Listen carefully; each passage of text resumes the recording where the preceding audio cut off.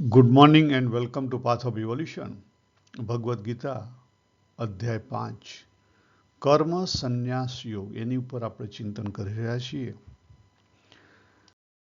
આપણે આગળ જોયેલું કે ભગવાન શું વાત કરે છે. ભગવાન અહીં કહેવા માંગે છે કે જે યોગ્ય થઈ ગયો, જે ક્વોલિફાઈડ બની ગયો, જે વ્યક્તિ ક્વોલિફાઈડ થઈ ગયો એને ભગવાન મેળવવા અથવા ભગવાન જે પરમાત્મા તત્વ છે એ સહેલાઈથી મળી શકે છે. એટલે અગત્યનું કયું છે? સાધક તરીકે આપણે ક્વોલિફાઈડ થવાનું છે. હવે જે ક્વોલિફિકેશન છે ને એની અંદર આપણે બહુ જ મોટી ભૂલો કરીએ છીએ. આપણે ક્વોલિફિકેશન શેનાથી મેળવવા જઈએ છીએ? કપડાં ચેન્જ કરીએ છીએ. આશ્રમ, પહેલી વસ્તુ આપણે સંન્યાસ કેમ મેળવવા જઈએ છીએ? આશ્રમ, કે ભાઈ હું સાધુ થઈ જાઉં તો ભગવાન પહેલા મળી જાય. ના, એવું નથી. સાધુ હો કે ગૃહસ્થ આશ્રમ હો એને કંઈ લેવા દેવા નથી. તમારો ડીપ ઇન્ટરેસ્ટ સાધુ થવાનો છે તો તમે સાધુ થો. તમારો ડીપ ઇન્ટરેસ્ટ ગૃહસ્થ આશ્રમનો છે, ભગવાને તમને ત્યાં રાખ્યા છે તો એ ભજવો. બીજું વ્યવહારને કંઈ લેવા દેવા નથી. ત્રીજું તમારી કોઈ પણ નામ ઠામ ગમે તે, ભગવાને જો ચોથા અધ્યાયમાં ચોખ્ખી વાત કરી હતી, ગમે તેવા પાપીમાં પાપી હોય એ પણ જો સાચી રીતે એને તત્વજ્ઞાન થાય, તત્વનો અનુભવ સાચી રીતે કરે તો એ પાપીમાં પાપી ગમે તેવો હોય તો એનો ઉદ્ધાર થઈ શકે. એટલે આ ક્વોલિફિકેશન માટે તમારે કંઈ તમારો વર્ણાશ્રમ બદલવાની જરૂર નથી, તમારો વ્યવહાર બદલવાની જરૂર નથી, તમારું નામ બદલવાની જરૂર નથી, તમારો આશ્રમ બદલવાની જરૂર નથી, તમારા કપડાં બદલવાની જરૂર નથી, કે ટીલા ટપકા કરવાની એ જરૂર નથી, કે તમારો સમાજ પણ બદલવાની જરૂર નથી. લોકો એવું માનતા હોય કે અહીંથી હિમાલયમાં જઈએ તો આપણને ભગવાન વહેલા મળે. ના, એવું નથી. તમે હિમાલયમાં જવા માટે નિર્મિત છો તો તમને હિમાલય ખેંચી જશે. જો બુદ્ધ ભગવાન, એમને અંદરનો રસ, અંદરની રુચિ એમની દોડ માટેની હતી, રાજા માટેની નહોતી, તો ખેંચી ગયું અને એને ફોલો કર્યું તો પરમાત્માની પ્રાપ્તિ થઈ. એની સામે જનક રાજા, ખ્યાલ આવે? એટલે એવું જરૂરી નથી. તો જરૂરી શું છે? જરૂરી 3 વસ્તુ છે જે ભગવાને વારંવાર ભગવદ્ ગીતામાં કીધી છે. કર્મનું ફળ કાઢો, કહેતા કામના જતી કરો, જેને ભગવાને આસક્તિ, એવા બધા અલગ અલગ શબ્દો વાપર્યા છે. રાગ અને દ્વેષ રૂપે જે મમતા રેલી છે એને કાઢો, અને કર્તૃત્વ અને ભોક્તૃત્વ રૂપે જે અહંતા રેલી છે એને કાઢો. આ 3 વસ્તુને સંન્યાસ કરવાનો છે, બીજા કશાનો નહીં કરવાનો. બીજા બધાનો કરશો કે નહીં કરો એને લઈને કોઈ ફેર નથી પડવાનો. પણ આ 3 વસ્તુ હશે તો તમે બધા સંન્યાસ કર્યો હશે અને સાધુ થઈ જાય, હિમાલયમાં જ્યાં છો તો પણ તમને ભગવાનની પ્રાપ્તિ નહીં થાય. અને તમે સાધક બનો તો ધીરે ધીરે તમારા કેવા લક્ષણો હોય એની ભગવાને બહુ સરસ વાત કરી છે. આપણે જો અલગ અલગ રસ્તા અને એ બધી વસ્તુમાં ડિટેલમાં પડવાની જરૂર નથી. આપણે આપણી ઉપર જોવાનું છે કે ભાઈ મને આ બધો અનુભવ થાય છે કે નથી થતો. કેવા અનુભવની વાત કરી ભગવાને? ભગવાન કે તમારી કામનાનો વાસના નહીં હોય તો તમારી ઇન્દ્રિયો છે એ કેવી હશે? ક્યાંય ભટકતી નહીં હોય. તમારું અંતઃકરણ કેવું હશે? પવિત્ર હશે, પવિત્ર બનશે, અંતઃકરણ શુદ્ધ થશે, વિશુદ્ધ આત્મા. દેહ અને વર્તન કેવું હશે? સરળ હશે, વિજિત આત્મા.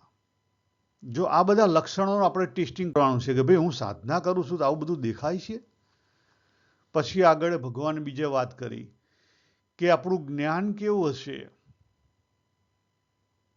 કે આપણને દેખાશે કે પ્રકૃતિનું કામ પ્રકૃતિમાં પ્રકૃતિના ગુણો દ્વારા થઈ રહ્યું છે. ખ્યાલ આવે? યસ, હું કર્મ કરી રહ્યો છું કે ક્રિયાઓ થઈ રહી છે, હું સાંભળી રહ્યો છું, જોઈ રહ્યો છું, સ્પર્શ કરી રહ્યો છું, સૂંઘી રહ્યો છું, ચાલી રહ્યો છું, શ્વાસ લઈ રહ્યો છું, ખ્યાલ આવે? બોલી રહ્યો છું, ત્યાગ કરી રહ્યો છું, ગ્રહણ કરી રહ્યો છું, આંખો પટપટાઈ રહ્યો છું, બધું જ થઈ રહ્યું છે મન બુદ્ધિ ઇન્દ્રિયનું. છતાં હું કંઈ કરી રહ્યો નથી.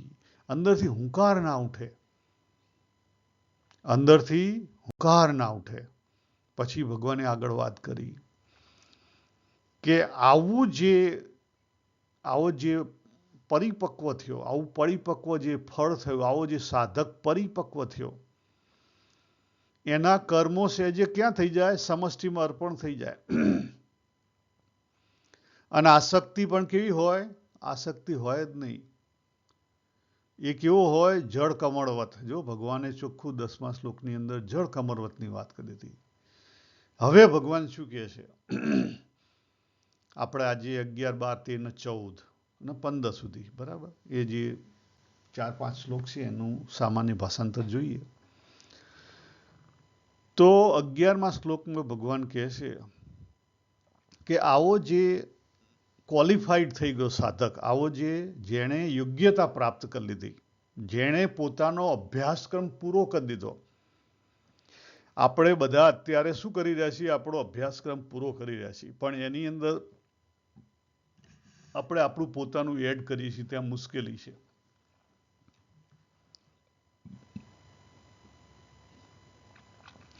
ભગવાન શું કહે છે કે જે સાધક છે એ રાગ અને દ્વેષ રાખ્યા વગર ક્રિયાઓ કરે છે. એના મન બુદ્ધિ એટલે કહેતા એની અંદર કોઈ રાગ અને દ્વેષ ક્યાં ના હોય? ભાવમાં ના હોય. અને એને લઈને શું થાય છે? એને લઈને એના ચિત્તની શુદ્ધિ થઈ રહી છે. જો અહીં ચોખ્ખું લખ્યું છે,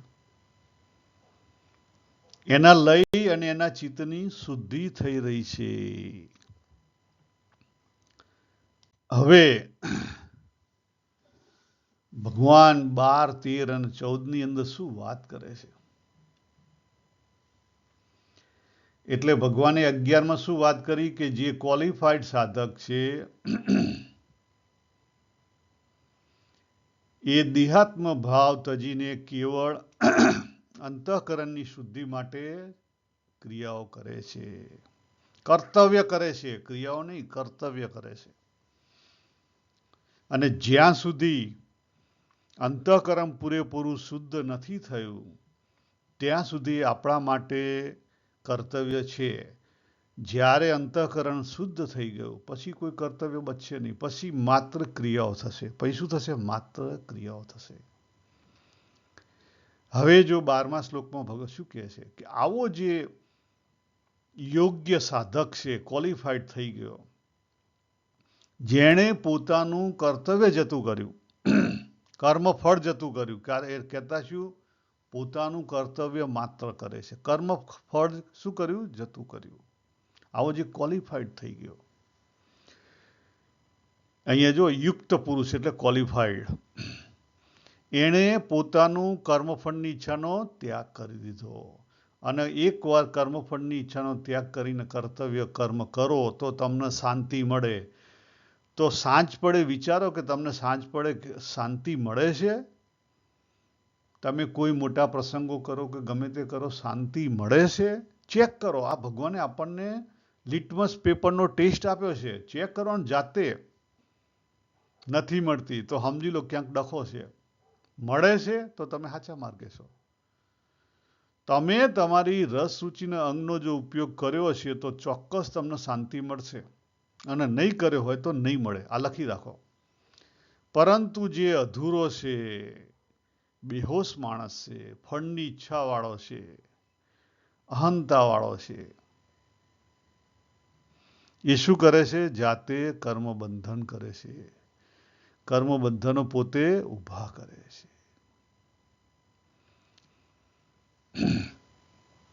હવે 13મા શ્લોકમાં ભગવાન શું કહે છે કે જેણે કર્મોનો ત્યાગ નથી કર્યો, કર્મોનો ત્યાગ નથી કર્યો, પણ શેનો કર્યો છે? કર્મો સાથે જે ભાવ છે રાગ અને દ્વેષનો, એનો ત્યાગ કર્યો છે.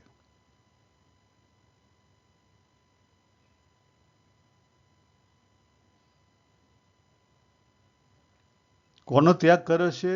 જે રાગ અને દ્વેષ રૂપી ભાવનો છે. જો પહેલા શું લીધું? પહેલા 12મા શ્લોકમાં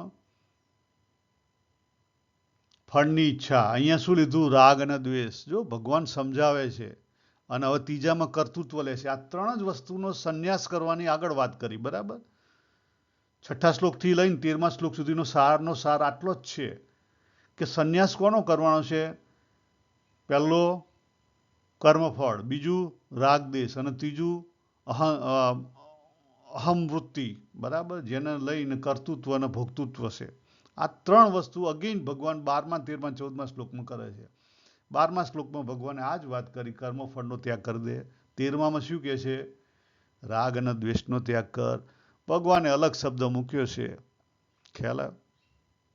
મનસા સંયમી, મનથી જેનો સંયમ છે. મનસા સંયમી એટલે અંતઃકરણથી સંન્યાસ. પણ કોનો સંન્યાસ? અંતઃકરણથી કયો સંન્યાસ કરશો? તો રાગ અને દ્વેષ, બીજો કોઈ ના થાય. અંતઃકરણથી સંન્યાસ રાગ અને દ્વેષનો જ થાય. ઇન્દ્રિયોથી સંન્યાસ ફળની ઈચ્છાનો થાય, ખ્યાલ આવે? એ અંદર તો મન રહેલું હોય, પણ બહારથી શું હોય? ફળની ઈચ્છા હોય. અને જીવ લેવલે ભગવાન આગળ કહે છે અહંતા અને મમતા, બરાબર? કર્તૃત્વ. ભગવાન શું કહે છે ત્યાં? કે એવો જે માનવી છે એ 9 દ્વાર રૂપી શરીરમાં સુખે રહે છે. કર્મ કરતો નથી કે કરાવતો નથી. કર્તૃત્વ એને છોડી દીધું છે. સુખે રહે છે. 9 દ્વારની નગરી. આપણું જે શરીર છે એની અંદર 9 કાણા છે. એટલા માટે એને 9 દ્વારની નગરી કહેવામાં આવે છે. કેમ નગરી કીધી? કારણ કે એની અંદર આત્મા રહે છે, રાઈટ? આપણો આત્મા કહેતા પરા, આપણો જે તમે જેને જે કહેવું હોય કહો, જીવ કહેવું હોય તો જીવ કહો. આપણો જીવ રહે છે અને ભોગવે છે. પછી એ સારો ભોગવે, ખરાબ ભોગવે, પણ ભોગવે છે. નગરી છે, 9 દ્વારની નગરી છે. ઉપરથી ગણો, 2 આંખ, 2 નાક, 2 કાન 6, અને 1 મોઢું 7, અને નીચે 2, એક પેશાબનું અને એક પાછળ મળ. થઈ ગયા 9 દ્વારની નગરી. હવે ભગવાને 14મા શ્લોકમાં શું વાત કરે છે? જો 14મા શ્લોકમાં ભગવાન એ જ કહે છે કે ન કર્તૃત્વ ન કર્માણી લોકસ્ય સર્જતી પ્રભુ. જો બહુ સરસ વાત કરે છે. ભગવાન કે નવરા બેઠા નથી કે આજે કર્મફળ ને કર્મ ને એનું કર્તૃત્વ ભગવાન ઊભું કરે. ભગવાનને કંઈ લેવા દેવા નથી. એ કામ નવરા બેઠા છે. ભગવાન શું કહે છે? ન કર્મફળ સંયોગ. કર્મફળનો સંયોગ પણ ભગવાન ઊભો નથી કરતા, સરતા નથી. તો પછી કરે છે કોણ? જો છેલ્લો, સ્વભાવસ્તુ પ્રવર્તતે. આ બહુ જ અગત્યનું છે. સ્વભાવ એટલે આપણી પ્રકૃતિ. પ્રકૃતિનું કામ પ્રકૃતિમાં પ્રકૃતિના ગુણો દ્વારા થઈ રહ્યું છે. આપણી પ્રકૃતિમાં આપણે કરી રહ્યા છીએ અને સમષ્ટિની પ્રકૃતિમાં સમષ્ટિ કરી રહી છે. આ બહુ જ અગત્યની બાબત છે. જો આ વસ્તુ સમજાઈ જાય તો આપણો ઉકેલ આવી જાય. પણ આ વસ્તુ નથી સમજાતી એટલે મુશ્કેલી છે.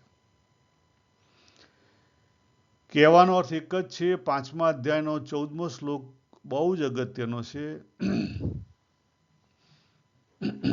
આપણે સીધી રીતે સમજવું નથી હોતું, એટલે પછી આપણને જે મોટેરા સંત મહાત્મા હોય એ અલગ અલગ રીતે સમજાવે, અને એમાં પછી મુશ્કેલીઓ ઊભી થાય છે. કારણ કે સમજાવવામાં ઓલવેઝ લિમિટ હોય. ભગવાનને કર્મફળ, કર્મ કે એનું જે કંઈ કર્તૃત્વ છે એની સાથે કંઈ લેવા દેવા નથી.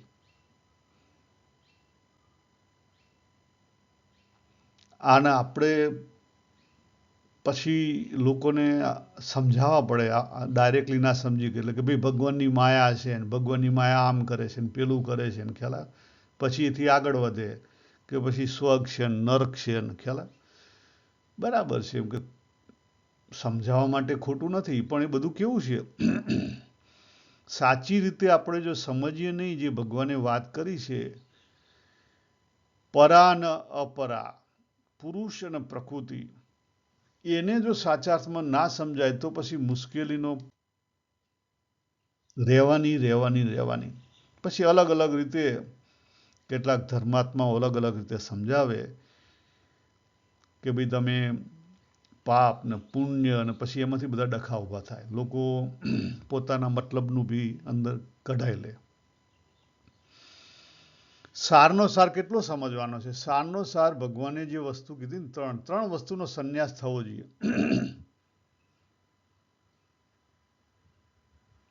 તો તમારો ઉકેલ આવશે, બાકી કદાપી ઉકેલ આવશે નહીં. જો અહીંયા આપણે સ્ક્રીન દેખાય છે, આપણે અલગથી લીધેલો છે પણ આજે ફરી લઈ લઈએ કે આપણે જે એક ભગવાનને મૂર્તિમાં બેસાડી દીધા છે એના કારણે બીજા ખોટી બાબત છે? ખોટી બાબત નથી, કારણ કે હું દેહરૂપ છું. એટલે ભગવાનને કોઈ પણ વસ્તુ હોય ને, જો દેહરૂપ હોય તો હું જલ્દી એને કેચ કરી શકું. એટલે સામાન્ય માણસને ખબર પડે એટલા માટે આપણે ભગવાનની મૂર્તિ બનાવી અને પછી એની અંદરથી પાછા વધારે ડખા ઊભા થયા. કરવા જ્યાં સીધું પણ થઈ ગયું ઊંધું. પછી કોકે કૃષ્ણ ભગવાન પકડ્યા ને પછી કોકે રામ ભગવાન પકડ્યા ને પછી કોકે સ્વામિનારાયણ ભગવાન પકડ્યા, અલગ પછી ઉપરથી વધારે ફાંટા પડ્યા અને ડખા ઊભા થયા. ખ્યાલ? પછી અધૂરું જ્ઞાન અંદર એન્ટર થાય એટલે પછી સ્વામિનારાયણ ભગવાન એક પણ એના પાછા ફાંટા પડ્યા 10 અલગ. ખ્યાલ આવે? એટલે આ બધી વસ્તુ થવાની. જ્યાં સુધી આપણી અધૂરી સમજણ છે ને ત્યાં સુધી આ બધી વસ્તુ રહેવાની. સિમ્પલ વસ્તુ તમે સમજો તો વારંવાર ભગવાને કીધું છે કે ભગવાન એટલે શું?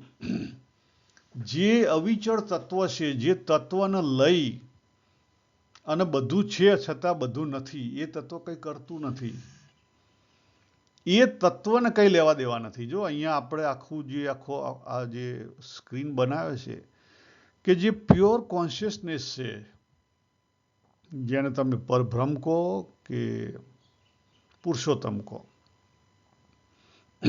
કે સદાશિવ કહો, કાશ્મીરી સવિજમમાં સદાશિવ કહે છે, એ જ્યારે જાગ્રત થાય આપણને પોતાને પણ આ જ વસ્તુ લાગુ પડે. જે વસ્તુ સમષ્ટિને લાગુ પડે એ જ વસ્તુ જીવ, એક ઇન્ડિવિડ્યુઅલ જીવ કહેતા વૈયક્તિક જીવને લાગુ પડે. એટલે મારી અંદર જે છે એના આત્માને એ જ વસ્તુ લાગુ પડે. અને એ જ્યારે જાગ્રત થાય એટલે બે વસ્તુનો અનુભવ થાય. એના કયો અનુભવ થાય? પુરુષ અને બીજું પ્રકૃતિનો. પ્રકૃતિ રેલાય, પુરુષની હાજરીમાં પ્રકૃતિ પછી રેલાય અને પછી પ્રકૃતિ બધા ડખા ઊભા કરે. આ આખી જે મૂવમેન્ટ બનાવી છે એ આપણે 5 તત્વને લઈને બનાવેલી છે: જીવ, ઈશ્વર, માયા, બ્રહ્મ અને પરબ્રહ્મ. બરાબર? આપણો આખો સમષ્ટિનું વૈયક્તિકને ભેગું કરીને લીધેલું છે. એ જ વસ્તુને બીજી રીતે સમજાવવા માટે ઈશાવાસ્ય ઉપનિષદની રીતે આ જે બ્રહ્માંડ ઊભું થયું એને સમજાવવા માટે આ પુરુષમાંથી પ્રકૃતિ રેલાણી. જો આ જે પુરુષ, બીજરૂપ પુરુષ છે એમાંથી બધી પ્રકૃતિ રેલાઈને એનું એક્સપાન્શન ચાલુ થયું. અને અત્યારે આપણે આ બ્રહ્માંડમાં અહીંયા ઉભાલા છીએ. એટલા સેન્ટર પોઈન્ટમાં જતા રહીએ તો આપણે શાંતિ થાય, બાકી કદાપી શાંતિ થાય નહીં.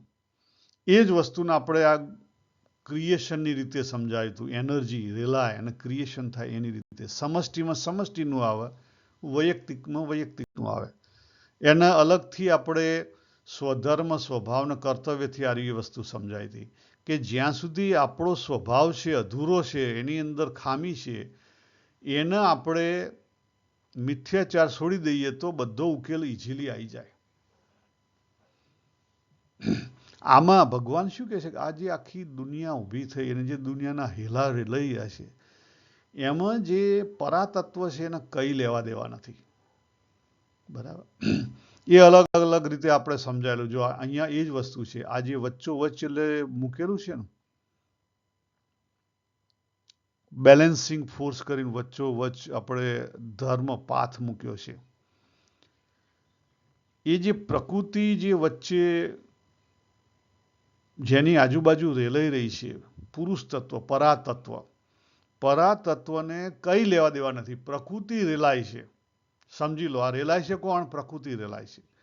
તમારી પ્રકૃતિ રેલાય, મારામાં મારી પ્રકૃતિ રેલાય. અને આ પ્રકૃતિનો ફ્લો છે. એને જો સાચા અર્થમાં સમજીને એને બેલેન્સ કરવામાં આવે તો આપણો ઉકેલ આવે. બાકી આપણો ઉકેલ કદાપી આવશે નહીં. અને આ જ વસ્તુ ભગવાન જે 14મા શ્લોકમાં વાત કરી એનું વિશેષ વર્ણન 15મા શ્લોકમાં કરશે. એને આપણે નેક્સ્ટ ટાઈમમાં જોઈશું. અહીંયા 11, 12, 13 અને 14 આ 4 મેઇન આપણે જોયા. બરાબર? અહીંયા આપણે પૂરું કરીએ. સર્વેને જય શ્રી કૃષ્ણ. હરિઓમ તત્સત. હરિઓમ તત્સત.